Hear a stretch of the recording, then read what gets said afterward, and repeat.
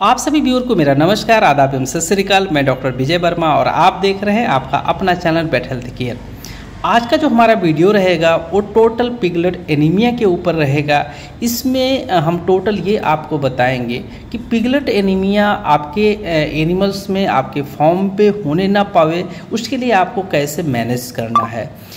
इसके ऊपर वीडियो बनाने का मेरा मेन कारण ये था, क्योंकि मैं अपने यहाँ कई सारे ऐसे पिगरी फार्म पे मैं गया हूँ। वहाँ जब विजिट किया तो देखा कि जो पिगरी फार्म ओपन किया हुआ है उसमें जो बहुत बेसिक जानकारी है वो नहीं है, जिसकी वजह से उनके यहाँ पिगलेट एनीमिया होता है और जिसकी वजह से उसमें मॉर्टेलिटी इतनी ज़्यादा हो जाती है कि उनका फार्म बंद होने की कगार पे आ जाता है।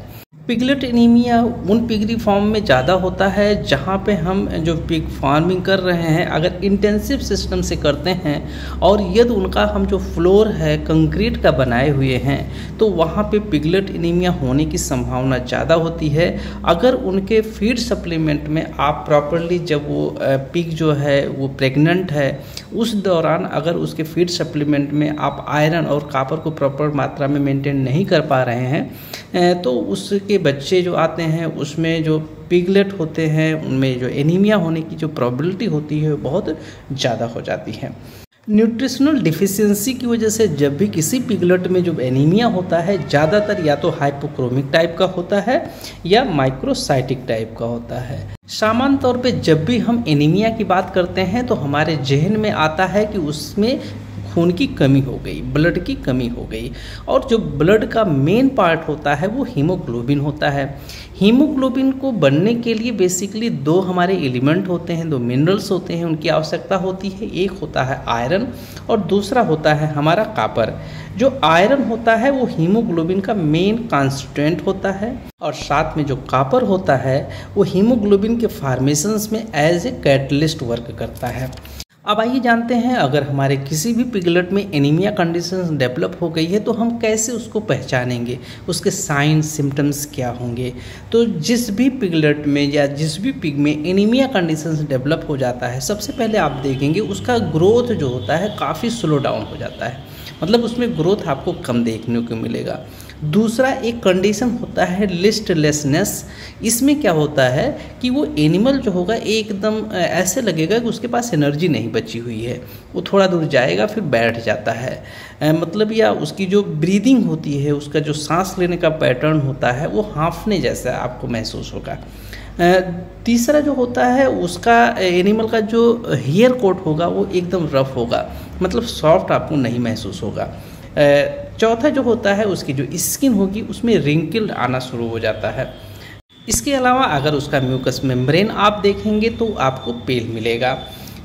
इसमें एक और करेक्टरिस्टिक सिम्टम्स आप देखने पाएंगे, जिस भी पिगलेट में या पिग में अगर एनीमिया कंडीशन डेवलप हो जाता है तो उसमें लेबर्ड ब्रीदिंग, मतलब आपको ऐसा लगेगा वो एनिमल सांस ले रहा है तो उसको तकलीफ हो रही है।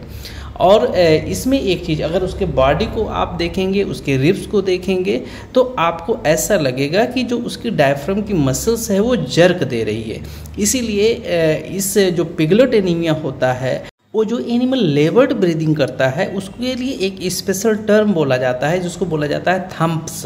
इस कड़ी में जो अब मैं इन्फॉर्मेशंस बता रहा हूँ, अगर इस इन्फॉर्मेशंस को आप अच्छे से समझ जाएंगे तो आपके लिए पिगलेट एनीमिया मैनेज करना बहुत इजी हो जाएगा।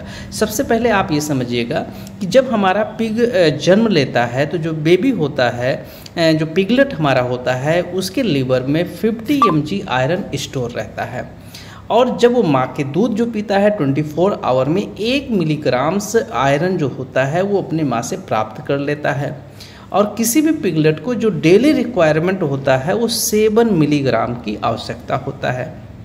अब ऐसे समझिएगा कि 1 मिलीग्राम वो अपने माँ के दूध से ले रहा है और 6 मिलीग्राम्स अगर हम उसको बाहर से सप्लीमेंट नहीं दे रहे हैं, जो 50 मिलीग्राम्स आयरन जो है उसके जो लीवर में स्टोर हो रहा है वहाँ से वो ले रहा है। तो ऐसी परिस्थिति में उसको एक भी कोई प्रॉब्लम्स नहीं आएगी।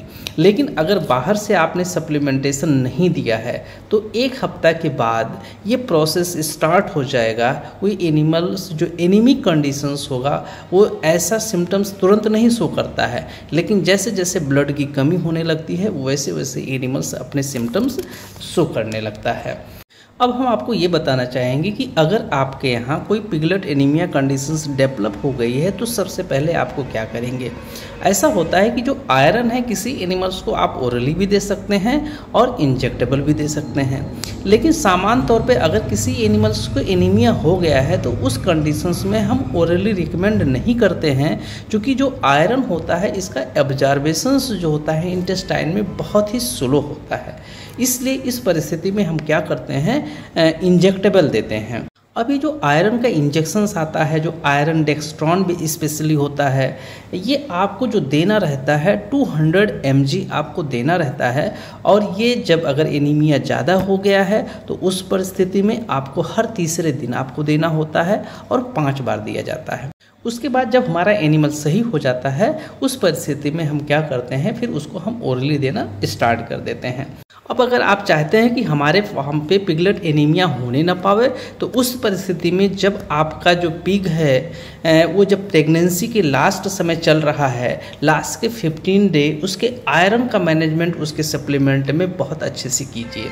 चाहे वो इंजेक्टेबल फॉर्म में दीजिए और चाहे वो आप फीड सप्लीमेंट के फॉर्म में दीजिए। उसके बाद जब बच्चा वो बाहर आ जाता है तो जो पिगलेट हमारा होता है 1 से 3 दिन के दौरान आप कभी भी उसका आयरन डेक्स्ट्रॉन का 200 mg इंजेक्शन डीप IM दे दीजिए और ये 21 दिनों तक लगातार कार्य करेगा। मतलब 21 दिन में ये फिर दोबारा रिपीट आपको नहीं करना है, नंबर 1। नंबर 2, अगर आप ये नहीं दे पा रहे हैं तो क्या होता है, फेरस सल्फेट साल्ट आता है या उसको पंसारी के यहाँ आप जाएंगे कशिश के नाम से आता है, उसको प्रॉपरली पीस करके और पैराफिन में उसका पेस्ट बना करके रख लें और उसी को आप जब बच्चे को छोड़े दूध पीने के लिए तो उसी के टीथ के ऊपर आप लेप लगा दें। उसका यही तरीका होता है, 1 चुटकी ले लें और थोड़ा सा पैराफिन ले लें, उसको प्रॉपरली मिक्स करके और फिर आप उसके अडर पे आप उसका लेप लगा दें और जब बच्चा दूध पीने के लिए जाएगा तो उसी के रास्ते से वो उसके पेट में चला जाएगा।